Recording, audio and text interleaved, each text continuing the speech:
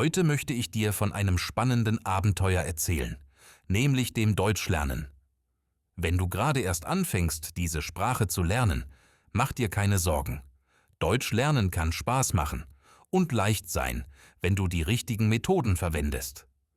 Ich teile gleich ein paar einfache Tipps mit dir und zeige dir wissenschaftliche Erkenntnisse, die erklären, warum genau diese Methoden wirklich funktionieren. Ich bin Mirk.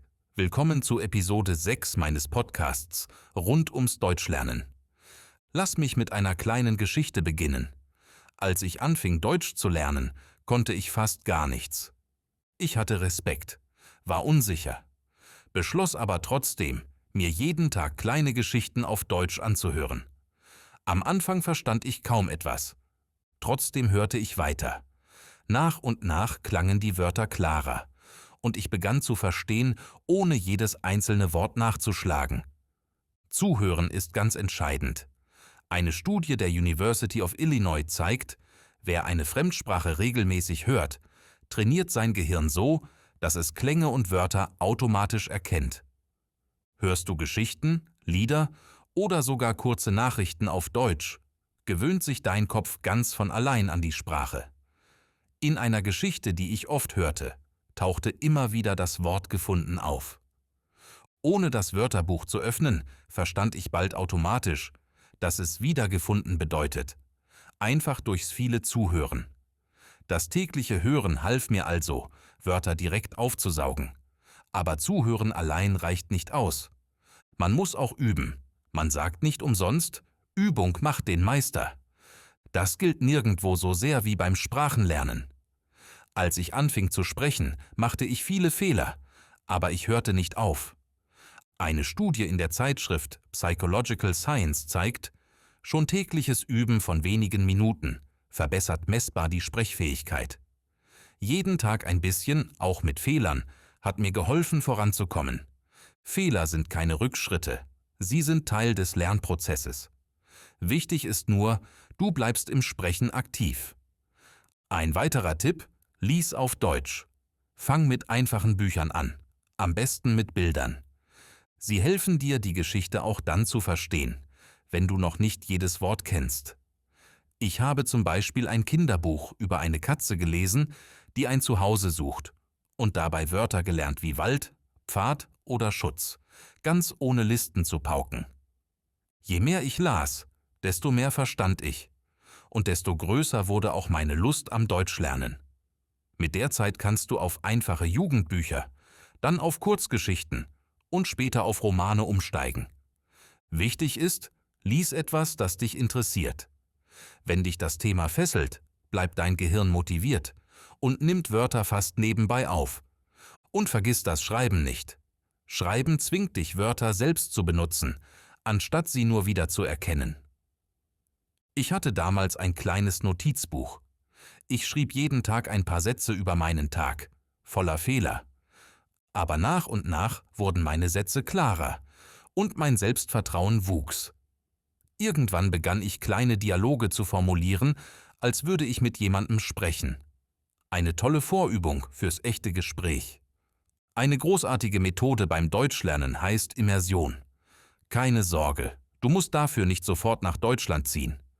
Es reicht, dich im Alltag mit Deutsch zu umgeben.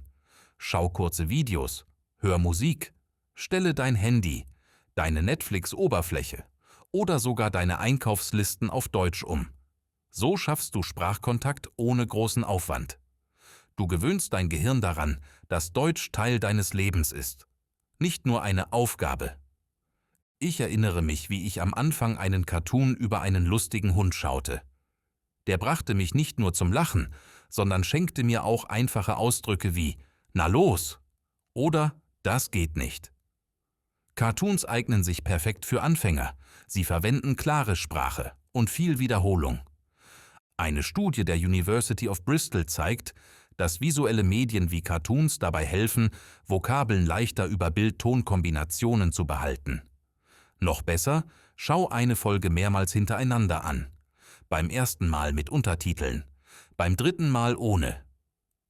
Du wirst erstaunt sein, wie viel du plötzlich verstehst. Immersion bedeutet aber nicht nur Bildschirm. Noch wichtiger ist es, mit echten Menschen Deutsch zu sprechen. Wenn du deutschsprachige Freunde hast, nutz jede Gelegenheit. Wenn nicht, such dir einen Tandempartner über Apps wie Tandem, HelloTalk oder Speaky. Ich hatte damals eine Freundin, mit der ich jeden Tag auf Deutsch schrieb oder sprach. Sie korrigierte mich sanft, und genau das half mir enorm, Fortschritte zu machen. Ein weiteres Werkzeug, das mir half, war das Wörterbuch. Wenn ich ein Wort nicht kannte, schlug ich es sofort nach, nicht erst Stunden später. Die University of Cambridge fand heraus, Lernende, die regelmäßig Wörter nachschlagen, merken sich Neues deutlich besser. Nachschlagen stärkt das Gedächtnis, vor allem wenn du das Wort danach direkt im Gespräch oder schriftlich verwendest. Vergiss auch das Lernen mit Karteikarten nicht. Kleine Karten, auf einer Seite ein deutsches Wort, auf der anderen ein Bild oder die Übersetzung. Anfangs kannte ich nur 5, 6 Karten, doch mit der Zeit wurde mein Wortschatz größer. Eine Studie der University of Waterloo beweist, Lernende, die Karteikarten nutzen, behalten Wörter langfristiger, besonders wenn sie regelmäßig wiederholen. Ich hatte immer einige Karten in meiner Tasche. Im Bus, in Warteschlangen oder vor dem Schlafen überprüfte ich sie schnell. Diese kleinen Lernmomente summieren sich.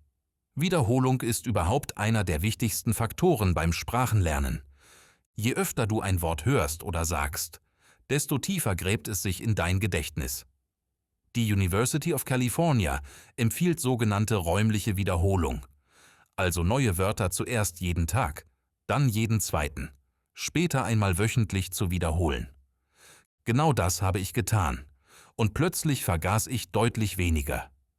Du kannst dazu Apps nutzen oder dir deine eigenen Wiederholungszyklen anlegen. Auch das Anschauen von Serien und Filmen kann enorm helfen. Zuerst verstand ich kaum etwas, doch je öfter ich denselben Film ansah, desto mehr Satzteile erkannte ich wieder.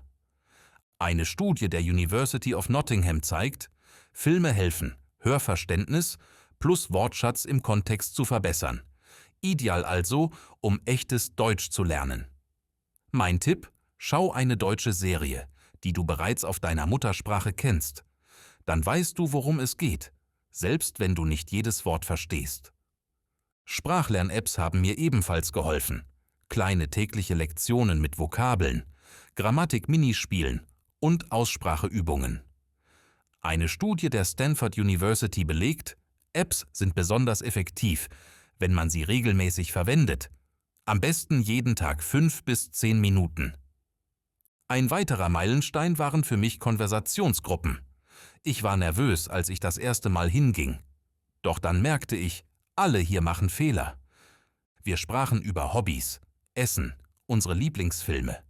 Und ich lernte Wörter wie lecker, scharf, süß.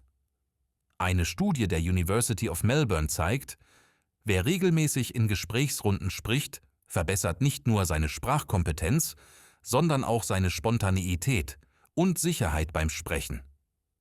Der größte Fortschritt kam, als ich das erste Mal nach Deutschland reiste. Ich war aufgeregt, aber ich wusste, jetzt kann ich wirklich üben. Als ich in einer Bäckerei ein Brötchen bestellte und man mich verstand, war das ein kleiner Moment, aber ein riesiger Motivationsschub. Die University of Barcelona bestätigt, Immersion im Zielland beschleunigt das Lernen enorm, weil du ständig gezwungen bist, mit der Sprache aktiv umzugehen. All diese Methoden machen dich Stück für Stück sicherer. Deutsch lernen ist eine Reise, kein Sprint. Hab Geduld mit dir, akzeptiere Fehler und vertraue darauf, dass dein Gehirn eine unglaubliche Lernmaschine ist, wenn du es fütterst. Jeder kleine Schritt bringt dich näher an dein Ziel. Übe weiter, bleib motiviert und hab vor allem Spaß dabei. Viel Erfolg auf deinem Weg. Du bist schon weiter, als du denkst.